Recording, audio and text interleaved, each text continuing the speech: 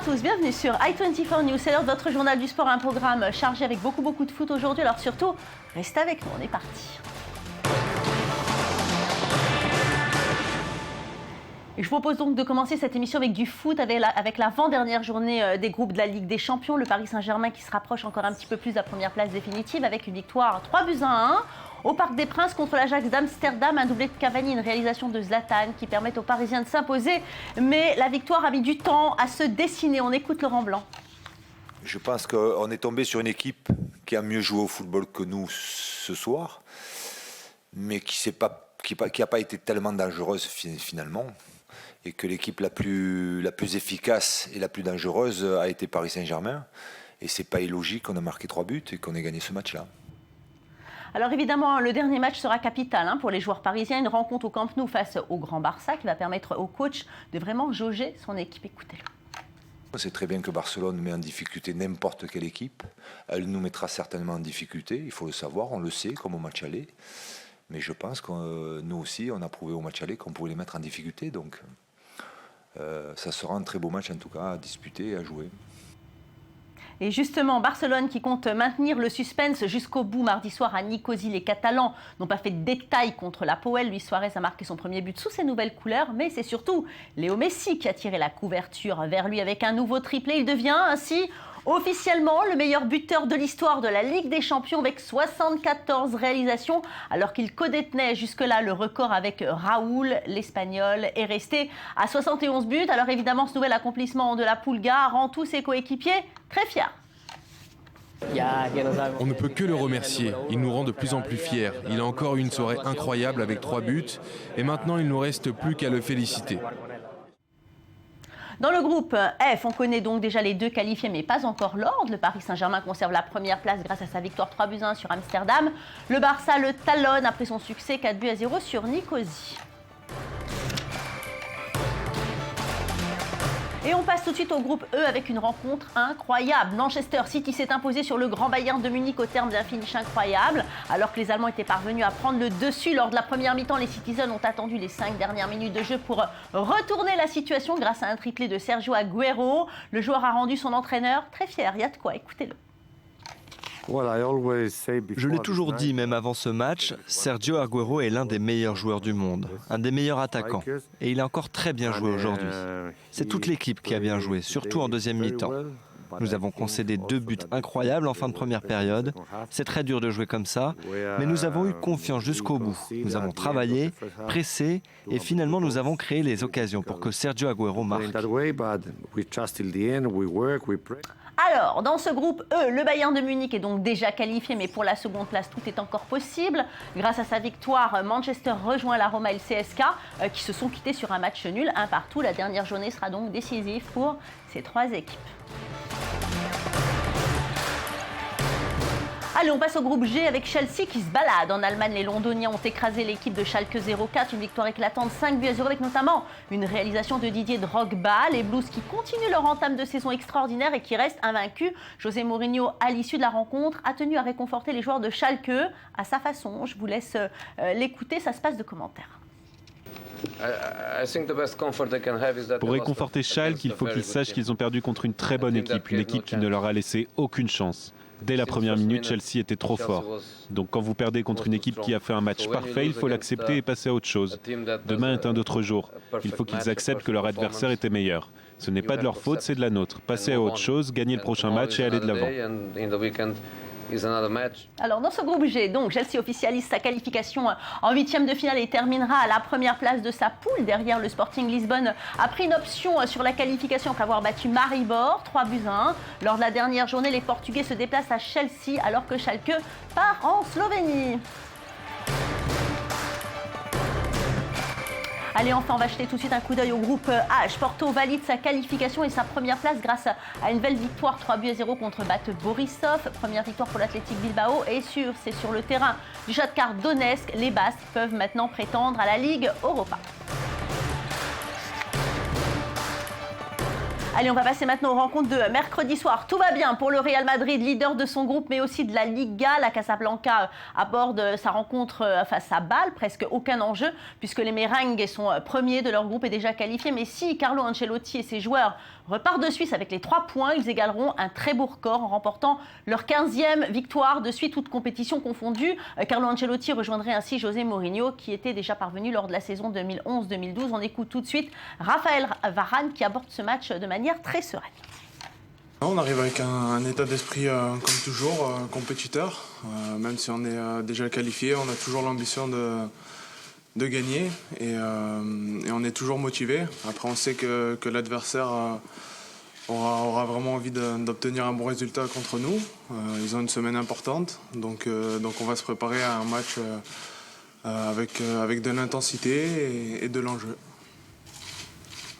Rencontre de prestige dans le groupe D. Arsenal reçoit à l'Emirates Stadium le Borussia Dortmund. Les Gunners ne sont pas en très grande forme actuellement, largement distancés en Première Ligue. Les Londoniens n'ont pas montré grand-chose non plus en Ligue des Champions. Ils sont néanmoins bien positionnés pour accéder aux 8e de finale. En face, c'est encore pire pour Dortmund qui crève l'écran en Europe alors qu'en Bundesliga, les jaunes et noirs luttent pour ne pas être en position de relégable. Une situation compliquée qu'a tenté d'expliquer l'entraîneur. Ce n'est plus un problème physique, c'est un problème de concentration. Il y a une mésentente sur la situation de l'équipe. Et oui, c'est un problème et nous devons plus travailler pour nous améliorer. Mais ce soir, je ne peux rien faire pour améliorer notre situation en Bundesliga. C'est un peu comme les vacances pour nous. C'est seulement la Ligue des Champions. Mais la Bundesliga est de retour dès dimanche. Allez, on va prendre tout de suite des nouvelles de Monaco, le 2e représentant français en Ligue des Champions. Et miraculeusement encore en position de se qualifier. Une seule victoire, un seul but marqué. Les Monégas se retrouveront en seconde place de leur groupe. Ce soir se dresse devant eux le Bayer Leverkusen, leader de la poule. Une équipe qui connaît bien l'attaquant Dimitar Berbatov pour y avoir joué pendant 6 saisons. Il s'est d'ailleurs exprimé à ce sujet. On l'écoute. To be back here. Je suis vraiment très heureux d'être de retour ici parce que je vois tout le chemin parcouru par le Bayer Leverkusen avec son nouveau stade. Je regarde régulièrement leurs matchs parce que quand ils jouent, tout a l'air parfait. Je sais que ça va être difficile pour nous, mais d'un point de vue personnel, je suis heureux d'être là et de retrouver d'anciens camarades. Allez, on regarde les rencontres de la soirée. Malmö reçoit la Juventus de Turin alors que l'Olympiakos se déplace à Madrid pour jouer l'Atlético. Bâle accueille le Real Madrid alors que Liverpool va jouer contre Ludogorets. Le Benfica part en Russie pour jouer contre le Zénith. Monaco part en Allemagne pour y affronter Leverkusen. Enfin, Arsenal Dortmund, c'est le choc de cette journée alors que Galatasaray et Anderlecht vont se départager la Ligue Europa.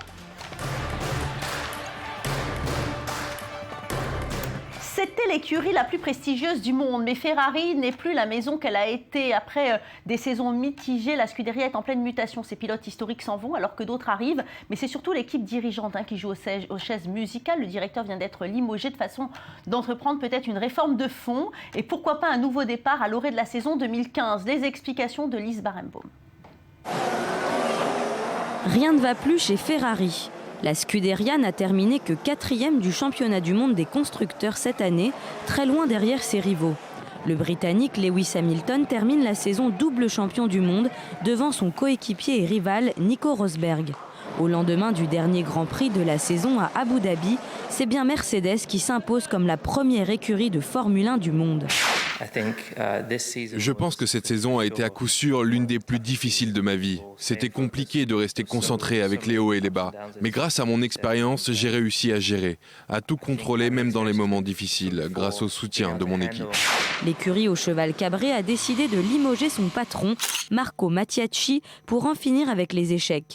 Il n'est pas le premier à partir après les départs de 2 piliers de l'entreprise ces derniers mois. Stefano Domenicali, patron depuis 2008, puis Luca Di Montezemolo, président de la marque pendant 23 ans, ont également quitté leur poste.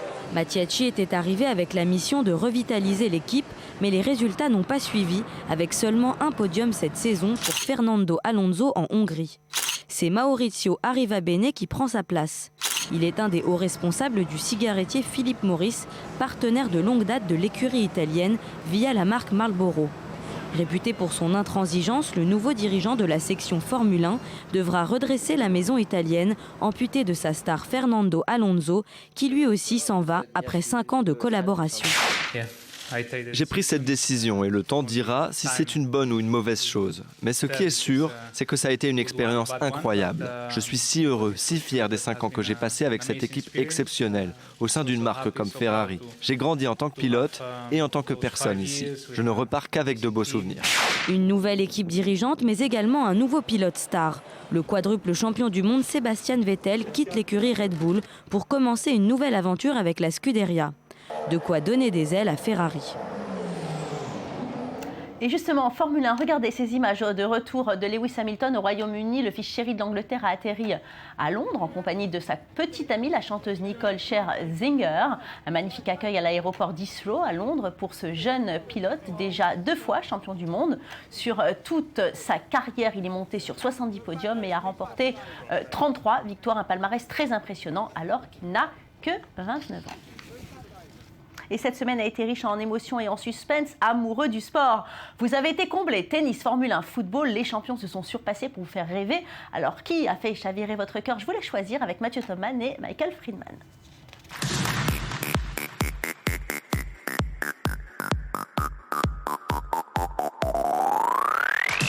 Cette semaine encore a été le théâtre des performances des plus grands artistes du sport. Alors, qui est votre préféré ? Roger Federer, Lewis Hamilton ou encore Léo Messi, à moins que la mascotte des Jeux Olympiques 2016 ne vienne ravir votre cœur. 1. Comme la première victoire de Roger Federer en Coupe Davis. La Suisse s'impose en finale contre la France grâce au point décisif obtenu par son maestro lors du 4e match. Une rencontre à sens unique face à Richard Gasquet et le plus grand joueur de tous les temps atteint le firmament. Un dernier coup de génie pour la balle de match, puis il s'effondre sous le poids de son immense carrière. Dernier défi pour ce géant sportif, une médaille d'or olympique aux Jeux de Rio en 2016.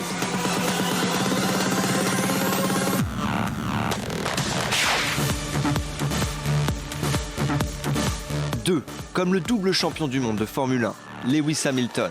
Après 4 ans de domination de Sebastian Vettel avec Red Bull, c'est au tour de Mercedes de prendre la main. L'écurie allemande envoie Lewis Hamilton et Nico Rosberg aux 2 premières places du classement mondial. Le Britannique remporte le Grand Prix d'Abu Dhabi et accède au toit du monde pour la seconde fois de sa carrière. 11 victoires en 19 courses, tout simplement magistrales.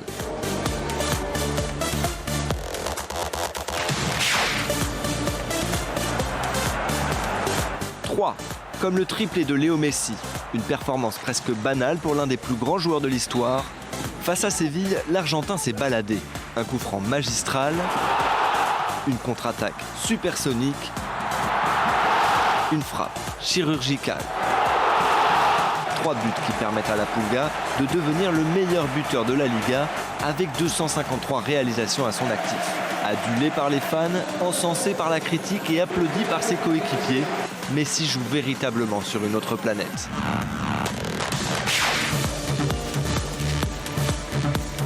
« 4. Comme les années qui séparent les Jeux Olympiques. À 1 an et demi des Jeux de Rio, le comité organisateur a révélé au public les 2 mascottes qui accompagneront les sportifs.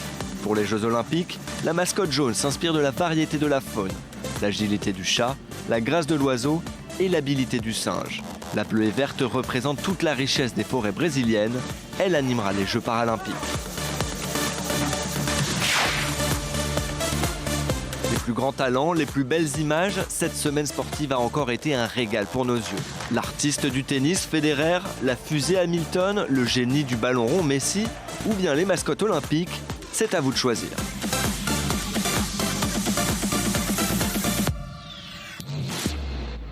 Allez, on part en Arabie Saoudite où les nouveaux plans du Khalifa International Stadium ont été dévoilés par le comité chargé de préparer la Coupe du Monde 2022. Ce stade d'exception qui a accueilli les Jeux d'Asie en 2006 va être complètement rénové pour l'occasion. La nouvelle structure accueillera aussi le musée olympique des sports qataris, une enceinte dont le design futuriste attirera sûrement beaucoup de monde et de touristes. Le stade comprendra 40 000 places et devrait respecter les normes environnementales très strictes, des mesures qui soulignent la volonté du Qatar d'organiser un mondial moderne.